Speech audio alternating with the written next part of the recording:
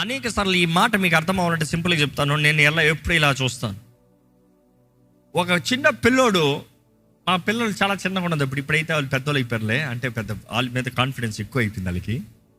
వాళ్ళు ఇంకా చిన్నగా ఉన్నప్పుడు వారు ఎట్లా ఉంటారంటే 10 మంది పిల్లల దగ్గర ఆడేటప్పుడు వారికి ఏదన్నా శాతకాన్ని తనం వచ్చిందనుకో, ఏదోనో చేయలేని పరిస్థితి వచ్చిందనుకో, వారు ప్రయత్నాలు చేస్తారు. కానీ వారు చేయలేని పరిస్థితి వచ్చినప్పుడు వారు ఏమంటారు తెలుసా?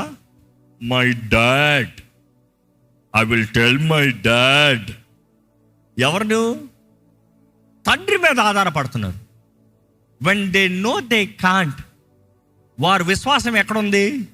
మా నాన్న చేసి పెడతాడు, మా నాన్నకి చెప్తా అవుతుంది.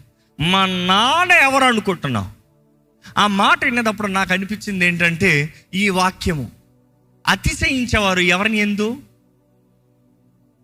ఒరే నేను వేస్ట్, కానీ నా యేసు ప్రభు సూపర్. నా యేసు ప్రభు చేసిన కార్యం ఏంటి తెలుసా? ఎలాంటి పనికిమాలినోన్ని బలమైన పాత్రగా వాడుకుంటాం. నేను అతిశయిస్తున్నాను. ఎందుకని? I'm what I am today is because of what he has made. ఆయన చేసిన కార్యం.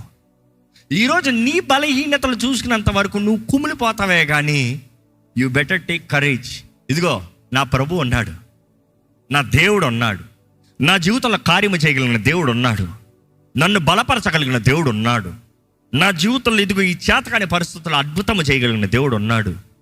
But remember, everything in his time. దేవుడు వాక్యం తెలియజేస్తుంది, ఆయన సమయంలో ఆయన చేస్తాడంట, నీ సమయంలో కాదు.